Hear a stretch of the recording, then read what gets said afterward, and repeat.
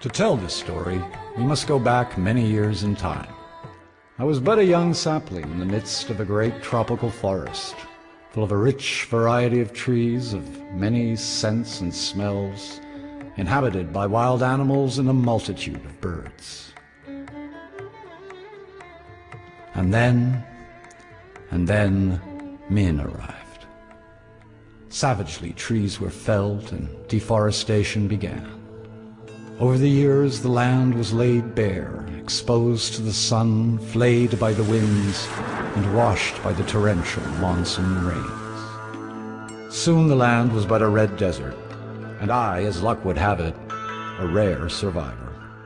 The only visits I had were those of herders. I sheltered them from the sun while their livestock foraged in the bush. I was resigned, and the world seemed as if freeze-framed for eternity. Solitary, I simply strove to survive, up to the day when... But that's where our story begins.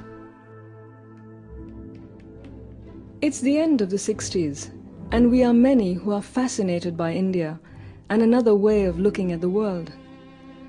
Many attempt the journey, but we are a small band of varying nationalities, strangely drawn to a desert plateau overlooking the Bay of Bengal on the Coromandel coast.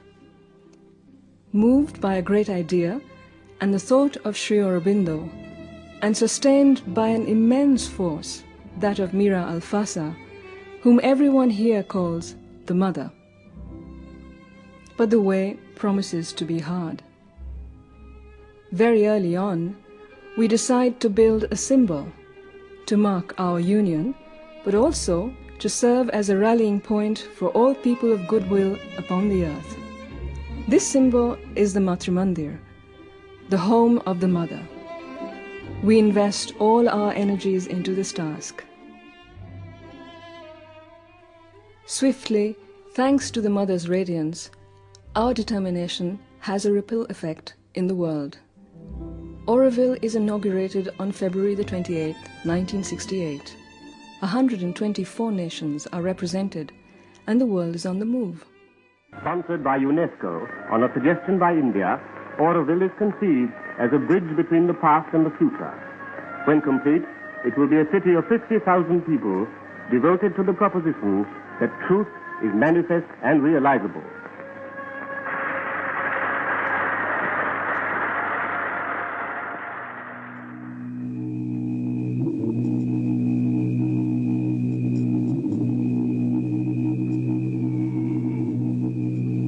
In 1973, the Dalai Lama comes to support us in our undertaking. Our city is still but a desert, the Matrimandir in the foundation phase of its construction, but we have already begun to want to bring back life to this earth.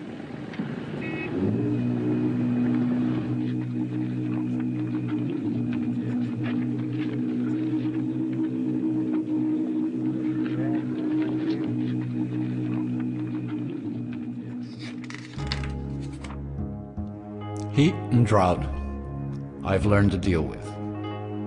My roots, tangled as Kali's hair, dig deep into the earth to extract some humidity. Intrigued, but with a slight sense of disquiet, I observed these newcomers. They had no water or roots. White as ghosts and wearing hats, they seemed ill-equipped to take on this ravaged environment. I came quite at the beginning of Auroville, I think. I live in Kodakrai, I was born in Kodakrai. When I first remember of childhood, it was desert basically. There were no trees. You could see the ocean from Kodakkarai. From Mathamandir, if you stood on the first platform, you could see the ocean. And you could see the bus going from the road, which was then a small road, which Madras, Pondi bus. Open ground. There used to be the sandstorms here, which would just go like a tornado and take off, cover everything in sand. We have to run and hide under the closest hut or whatever you find to get away from the dust.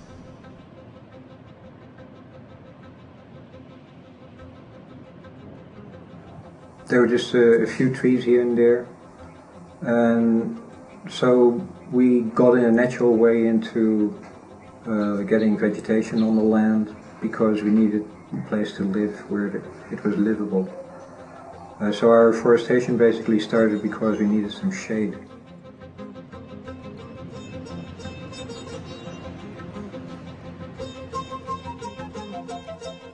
We soon understood a simple truth, that water is essential, and without it no future is possible. The way we used water would be a battle of each instant, on which the survival and the future of our project depended.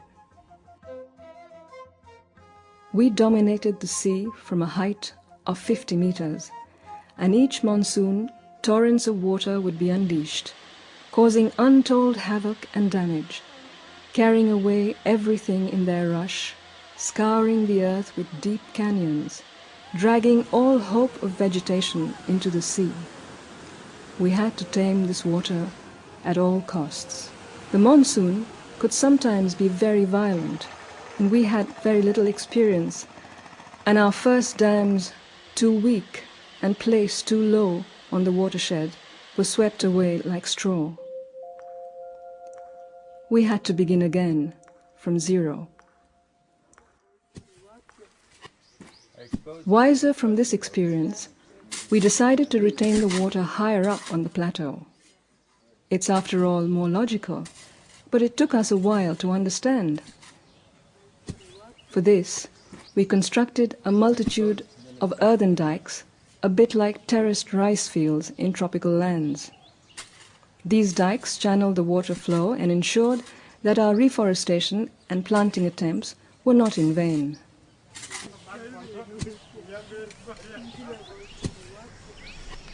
So what is important from the start is that we bund the land properly, which was done already in the former times. It was the easiest to do and also very efficient.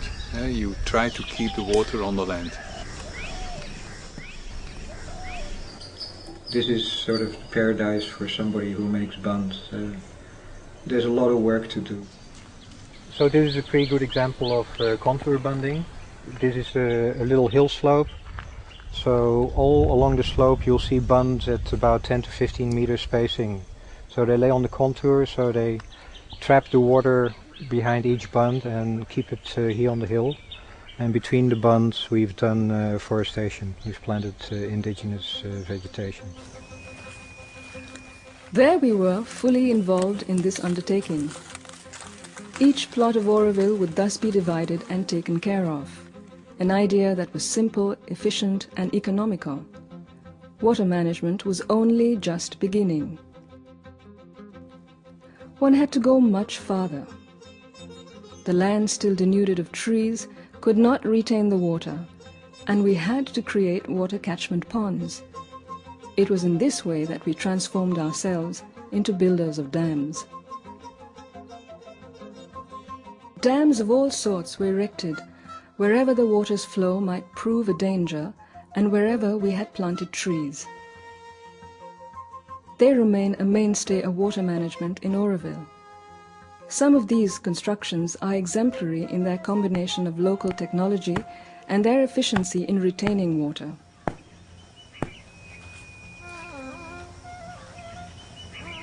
So what we did here is we did a series of earth check dams, one there and one there, and they're connected with overflow channels. So when the canyon over there fills up, water overflows through this channel, overflow again into the next one, and so there's a whole series of dams like this.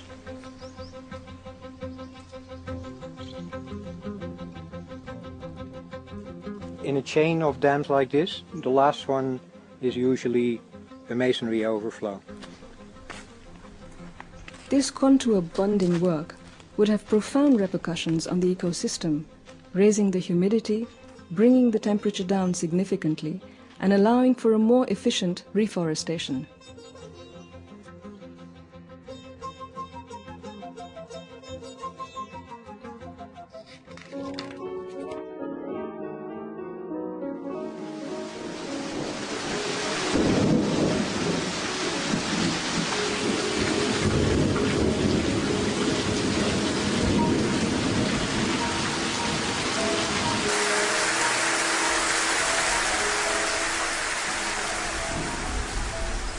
But of course, when there are torrential rains, the bunds can break or flow over, and then still the water goes into the canyons. And the water is coming from that side, see it over there.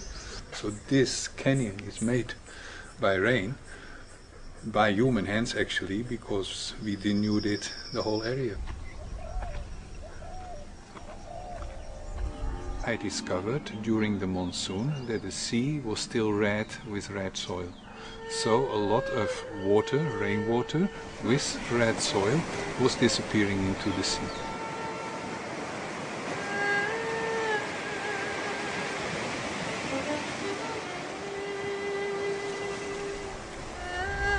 I've been working from the beginning till the end with many check dams in between, small ones and bigger ones at the end.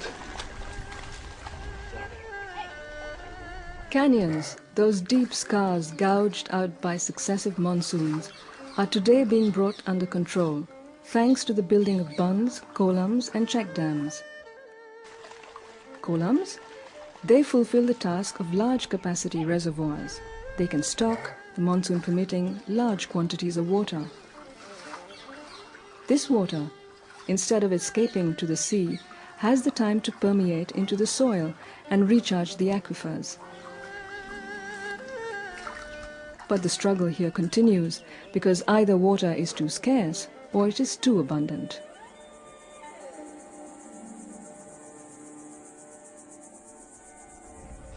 Normally this red soil would have been washed into the sea. Now it just stays here, it builds up. But also the seeds, they germinate. So this whole area will be greening in the coming years. Water management cannot be limited to Oroville alone. It concerns a much larger bioregion. Thus we work on rehabilitating village tanks, an ancient system of irrigation that helped counter periods of drought without exhausting the aquifers. Unfortunately, over the years, this aquatic spiderweb was no longer properly maintained and lost all its efficiency.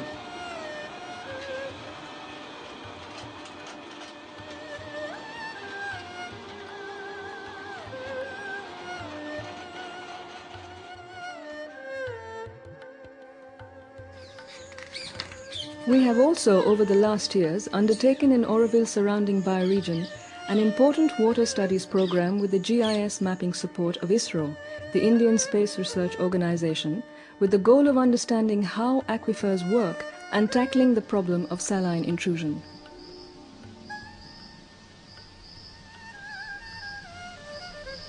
I'm a professor assistant from University of Paris 6. And I coming in January 1999 in this area because they have a problem about the water resource and the water quality. They notice an increase of the salinity together with a fall down of the water level. Since many years with Harvest, they are collecting data, very useful data, and they're starting to build GIS, it means Geographical Information System, which help us to have a better knowledge of the whole water cycle. And now we have some good data that can be exploited and interpreted to better quantify and better determine the evolution in time of the salinization of the area. What is very important here in India, and more especially in this area of Auroville, is due to the support of Harvest, who help us with the logistic and the data collection and the field measurement. We are working in a pilot area which could be extending all along the Bay of Bengal in India, at least. And I think that point is very important and useful for those people who are concerned here. For once, men did not seem bent on destroying everything. I'm even beginning to feel less isolated, as I see here and there, as if by miracle, trees take root. The story of the ghosts with hats was taking on colors.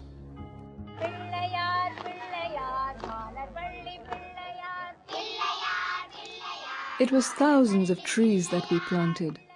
Everyone got involved in the task, men, women, children, the majority of whom had never planted a tree before.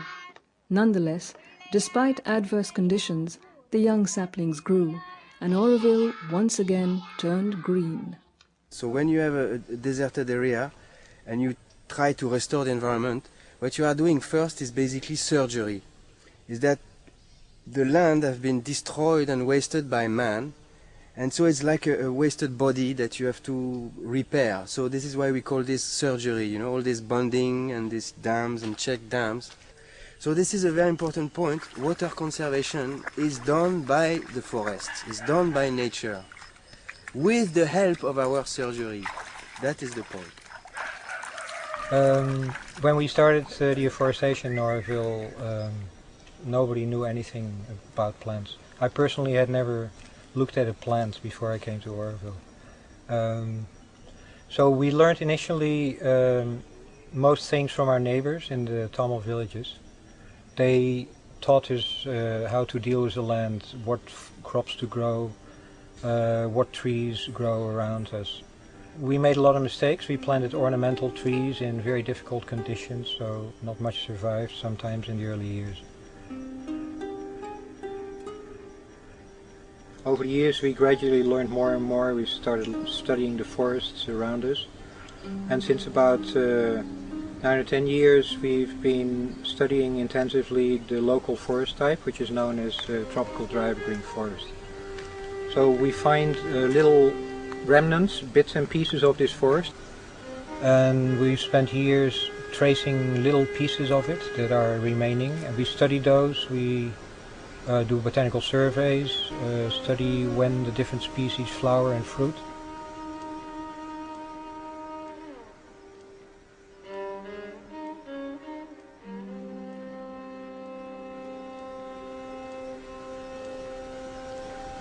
We collect the seeds, we propagate them in our nurseries, and since a number of years we introduce these tropical dry evergreen species in our forests.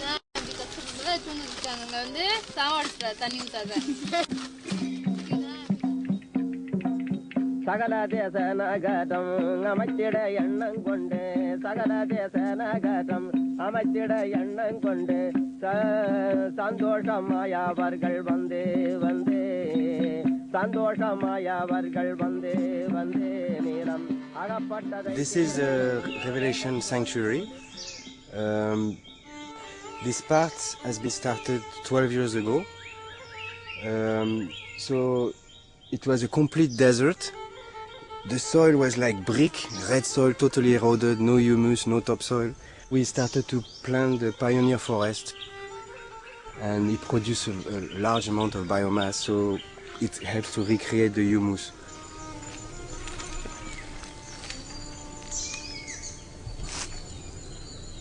And 5 years later we started to have a canopy, and then we could introduce the secondary species, which are only the indigenous species. And so we reintroduced all these mainly evergreen species that are shade species. We reintroduced them in the shade of these pioneers that we put 5 years before.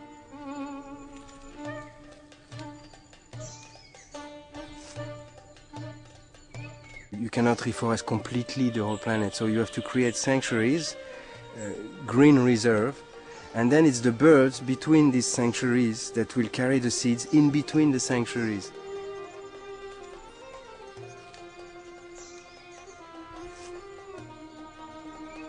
The main aim of the planting of this type of forest in Oroville is basically to have one secure place where we have this forest growing. It's like a future gene pool. If anybody ever in the future wants to use these trees again, plant them, then in Oroville we have at least one place that is secure where plant material can be taken for future work and future projects.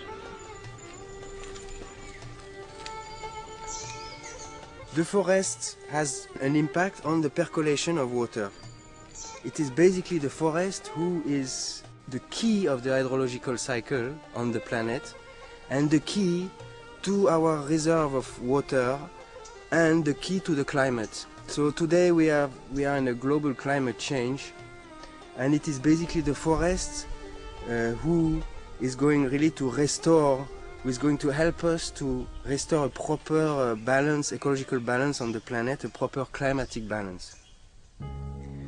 Of course, men's awkwardnesses still make me sigh at times. I have my trees' vision of things, and they have their way of seeing things. But at least the earth had begun to live again. Let's just say that I was not displeased to see them, in their ways, take root upon this earth. In order to take shelter from the sun and the monsoons, we first created communities. That is a collection of simple dwellings, straw-roofed huts erected around a water source and a common kitchen.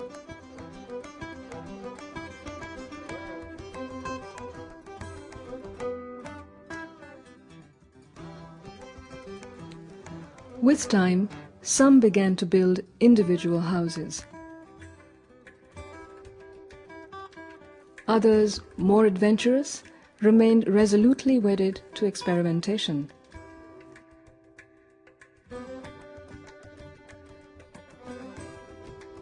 The first collective buildings, schools, theatres, restaurants, set the frame for the nascent city.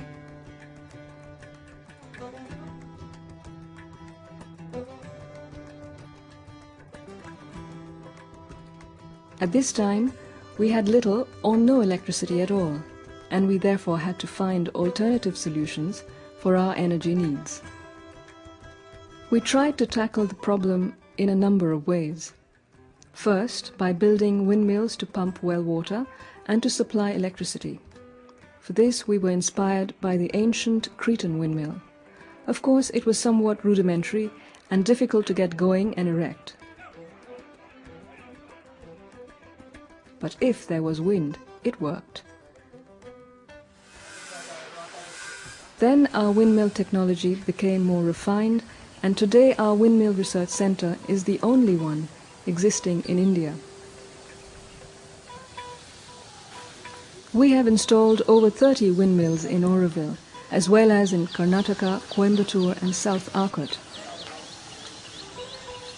The government of Tamil Nadu encourages the building of windmills with funding grants.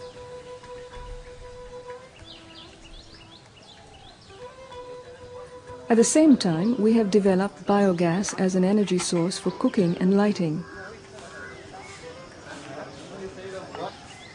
It is simple, economical, and we produce the ferrocement domes ourselves.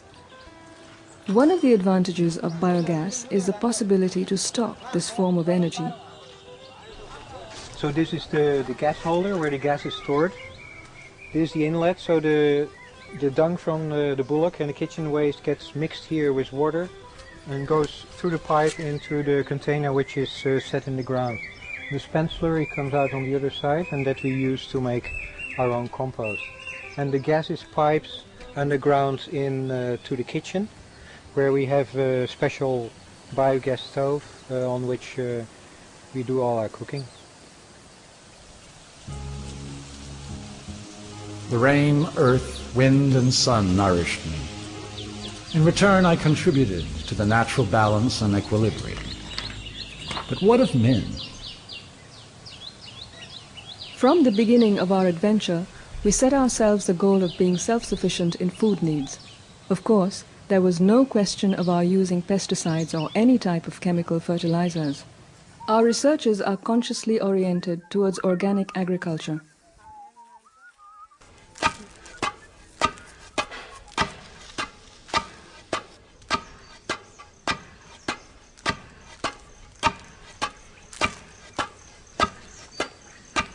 Annapurna is 135 acres, which we basically grow dryland crops and some wetland crops in the monsoon.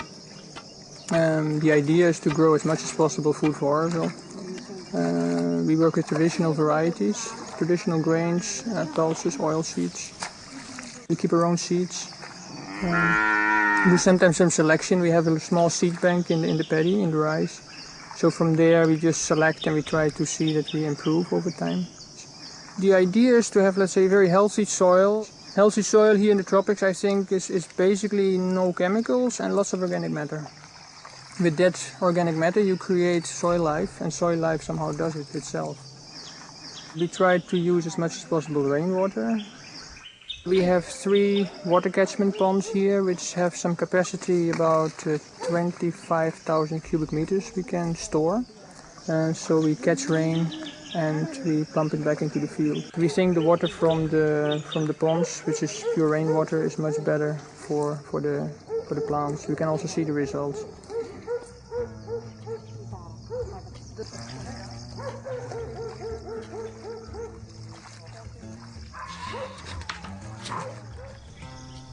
So welcome to the Oroville Botanical Garden. Here it's a vegetable seed bank project where we try to conserve, multiply and disseminate ancient variety of vegetables which are reproducible by the farmers. We are obviously completely organic, using organic technique of cultivation. Actually we are pretty much close to demonstrate that within an organic system we can produce as much as chemical system and the conventional system. It's a bit the aim of that research center here, is to demonstrate that organic is viable and productive.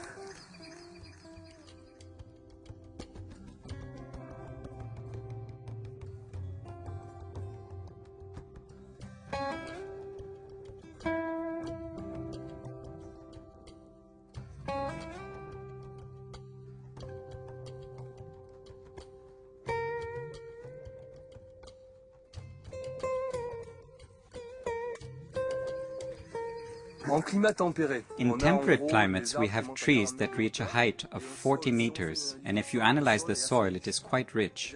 50% of the nutrients are found in the plants and 50% in the soil.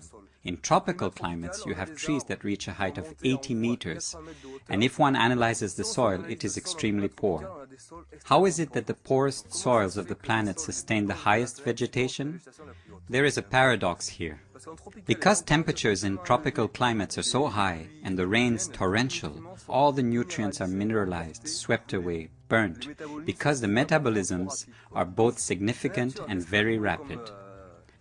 Nature has found an answer to this tropical phenomenon by pushing upwards all the nutrients into biomass. That is, all the nutrients are constantly transforming biomass, because if one leaves them in the soil, they do not remain, they disappear swiftly. So we create biomass. We cut it, it redecomposes because metabolisms are very rapid. We never leave the soil bare. So we have a mixture of plants that work the soil for us. They put down hundreds of meters of roots into the soil. They fill it up. We cut, but without uprooting. So all those roots that are in the soil decompose.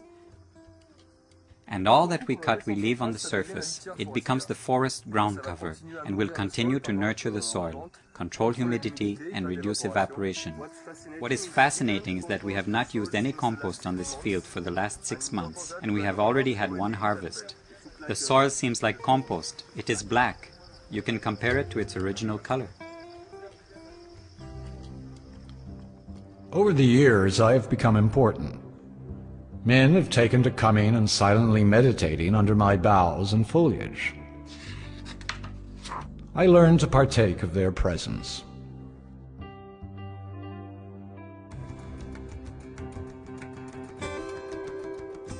With the appearance of the first trees and a bit more coolness, life organizes itself.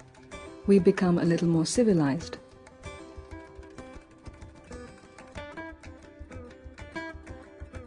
The Matrimandir has grown with us and has now completely emerged from the earth.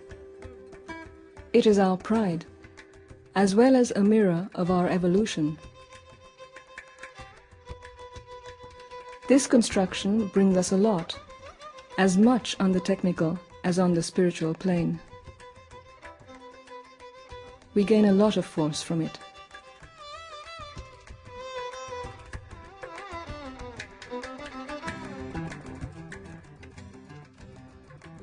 The days go by, exhausting, but leaving in us an ineffable sense of a taste of creation and the conviction that while attempting to forge an example for future generations, we are in the process of participating in a true human laboratory.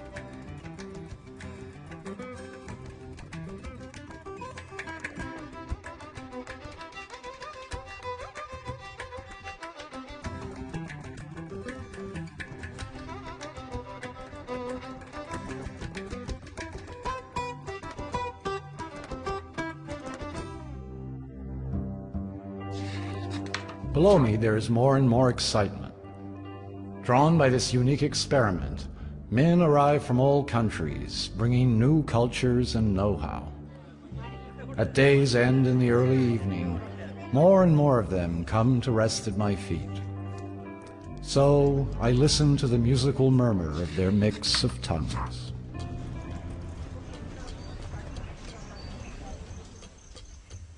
"20 years of existence. Today, Oroville is largely reforested, and it is possible for us to begin imagining production and harvesting. Thus the commerce of wood begins. It brings in some income for the community and resurrects carpentry work in the surrounding villages, allowing the most deprived a steady supply of kindling wood without endangering the forests.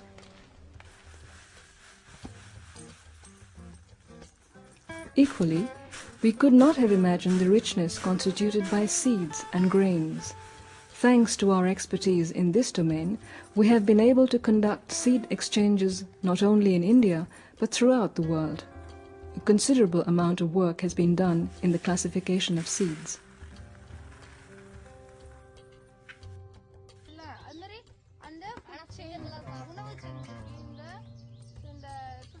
A lot of work has been invested in the health sector as well.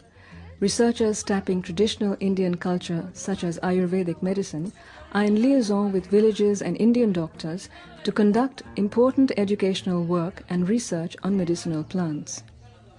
From the early 70s, we started going out into the area near to Oroville to find the seeds of the plants that we knew should be here, were needed to be over this plateau.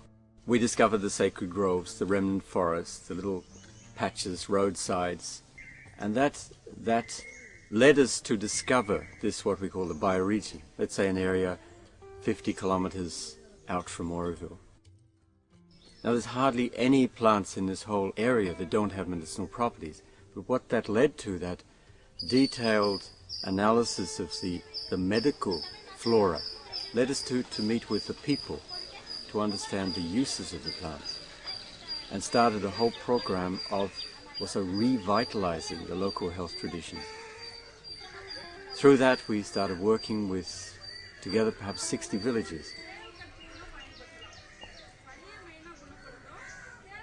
In getting to know these villages, we could also see a lot of problems, challenges, whether it was the aggressive use of pesticide, or whether it was the granite mining, or whether it was prawn cultivation. And this led to a feeling of a need for protection of that bioregion.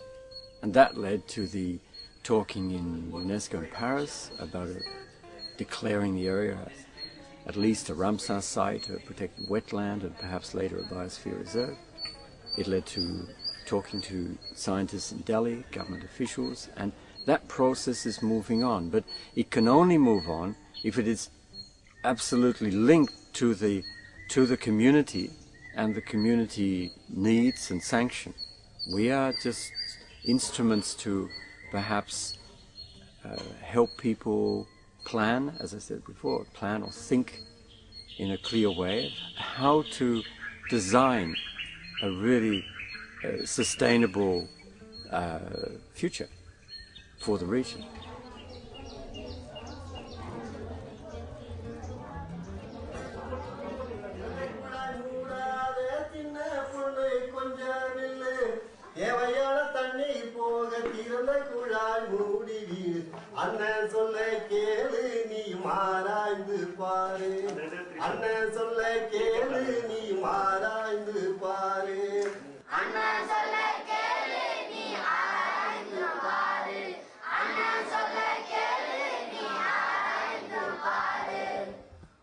It's a 4-acre site where we already planted some 600 plants, mostly trees, and we're building up this school. And we hope it will be a place where the community plans its future. As part of this outreach project, we want to generate actually young physicians. So they are nearly completing the 6 months course. So far they have learned about 35 different formulations, which are mostly prepared from our center.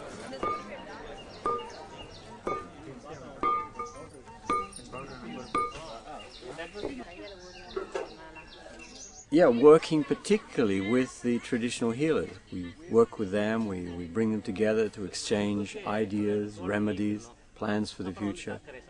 And at the same time we have programs of income generation with the farmers growing medicinal plants in field situations. In establishing this center, some 30 kilometers from Oroville, out there in the middle of rural Tamil Nadu, it's really taking the experiences, particularly the research experiences of Oroville out there, whether it's in agriculture, whether it's in education, or water treatment systems, alternative energy. We want out there to have a demonstration site. And particularly the sense of planning, that the people can plan their future. Oroville cannot really be healthy unless the bioregion, it's the area near to it, is healthy too. Personally, I do not need a house to protect me, but I have to admit that for beings as fragile as humans are, a lone and simple hat is a bit rudimentary for shelter. A compromise had to be reached between man and nature. The future of Oroville also grows through a project of urban development as respectful as possible of the ecological balance. If termites snacked on our first houses, their amazing constructions that are monsoon resistant and retain their coolness during the summer months have inspired us in our own constructions.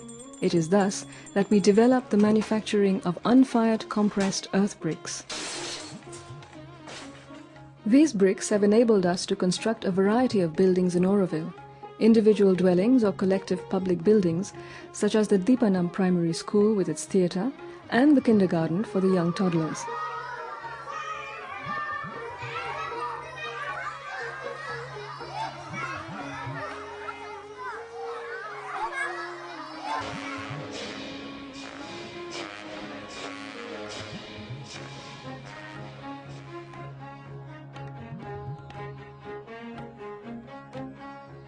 The Dalai Lama, on a second visit to Oroville, laid the first stone of the Tibetan Pavilion.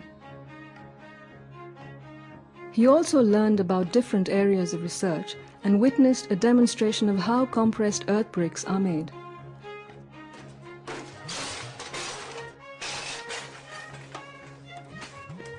This machine was developed for building the visitor center in Oroville. It was designed in 1989. Since then, this machine has been developed a lot. We sell, of course, several hundreds of machines in India, but also we sell machines to USA, Europe, Africa, South Asia, and we sell it all over the world. These blocks have a certain number of advantages when compared to classical bricks. They are more ecological, can be molded in different shapes, but are also very resistant to water, which is an important factor to be taken into consideration here.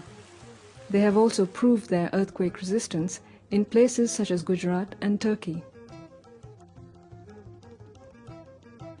From the beginning of the early 70s, we have been interested in ferrocement techniques. This material, invented in the 19th century by a French architect, has been somewhat left by the wayside in Europe. However, we find a lot of advantages to it. The advantage of ferrocement is that the applications are very varied, as you play with the design to material ratio. Often you can make molds and use it as prefabricated, or you can also use it in situ. Not only they are cheap, but they are resistant to weathering and to insect attack, especially termites. We've been specialized in training of trainers, which basically means that NGOs, other organizations send us their master masons. In Auroville, there are all these groups, working groups that are making experimentation in various fields. And we felt that Auroville needed to have a visitor center. The building itself is built using ferrocement and compressor block. All the wastewater from the building is collected together, recycled using the DWAT system, which is an environmentally sustainable decentralized wastewater systems, to recycle the water to reuse it for irrigation in the gardens.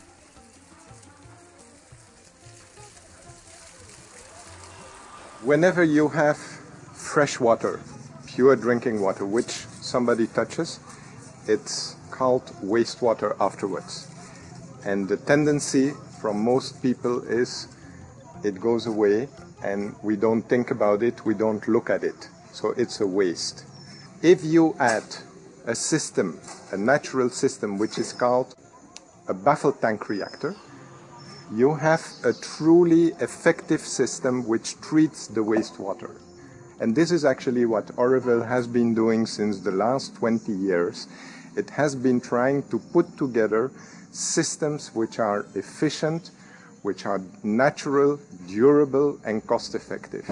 And after so many years of research and development, we have come across such a design which fulfills all these parameters.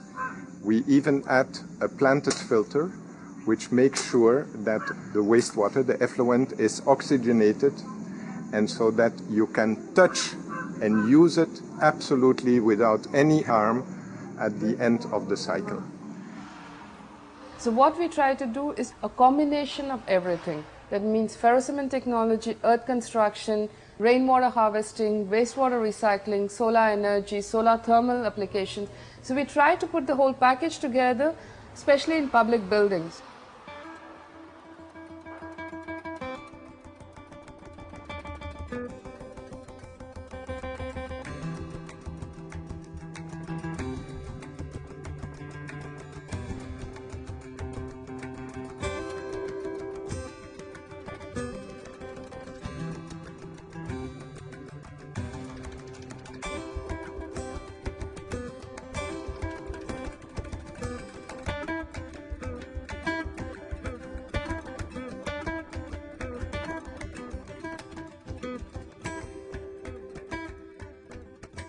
The Matru Mandir has now reached its final phase.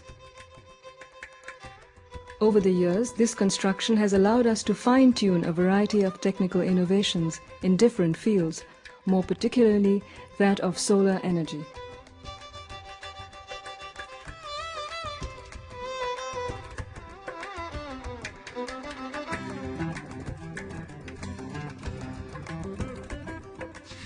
Down the ages, the sun has been worshipped by man as a god and an inexhaustible source of strength. I myself could not live without its radiance. Today, all around me, I see these men attempting to transform this force into energy. Is it perhaps a new way of life?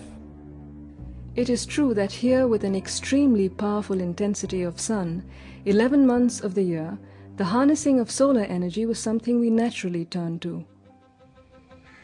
The use of solar energy in Auroville started with an effort of few pioneering individuals who wanted to have light in their dark homes, because around that time, especially in the Greenbelt area, there was not much possibility of getting electricity. The big barrier at that time, and still today, we stand with a very high cost. The first systems were home lighting kits, which were used mainly for house lighting. We also did a program management for installing about 8,700 home lighting kits in Jammu and Kashmir called Ladakh.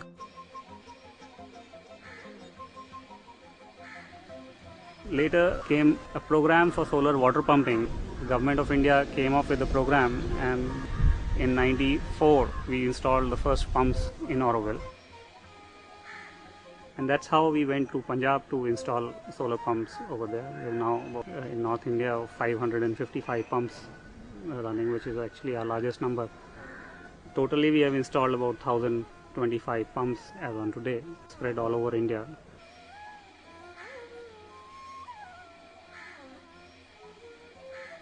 Later our systems started becoming more complex, and we in '97 installed the solar power plant in Matri Mandir. That time it was one of the biggest plants in the country.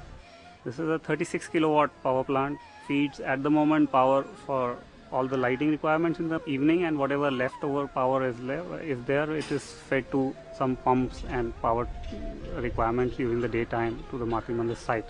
After that, many plants have started coming up in different parts of the country. But prior to reaching this point, we had used solar energy in a very pragmatic way, particularly for cooking with the archaic solar cooker, which was sufficient to cook rice. There was also the solar sterilizer, and more recently the solar water heater. In the late 70s, the idea took hold of experimenting with solar concentrators. In 1995, the adventure for the conception of a community solar kitchen with the integration of a solar bowl started. The idea was to build a canteen for all Auroville, and we soon found out that the best way to cook was to use steam. We wanted to cook for 1,000 people basically, and that this can easily be produced by the sun. So we immediately thought of creating a solar concentrator. According to our calculations, we were told that to cook 1,000 lunches and 1,000 dinner, we would need about 600 kilos of steam per day.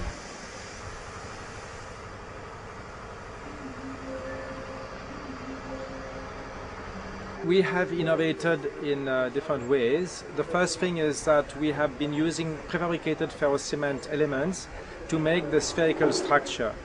If we had made it with any other material, it would have been very costly, and the system that we have used is very, very cheap.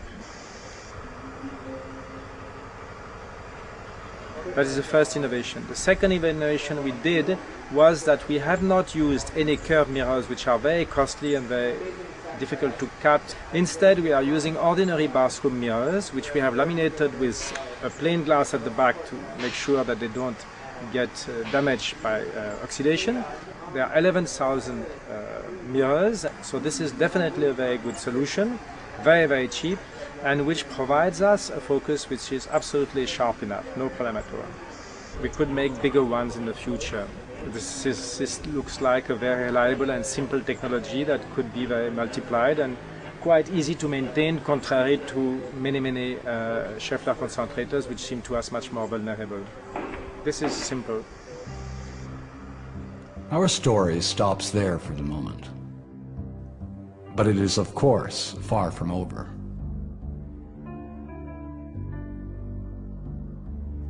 From a red desert to this forest. From a life that was asleep to its awakening. From a survival economy to a stewardship of the future. Several generations have gone by. It was necessary for these men and women to be filled with a great conviction and with even more than courage to have reached where they are today. But every human person can contribute in their way to this adventure. More than ever, people must conjugate their efforts to protect me, take care of our planet, and at the same time take care of themselves. Today, as far as I'm concerned, I now have the time to go back to talking to the birds. Da da da da.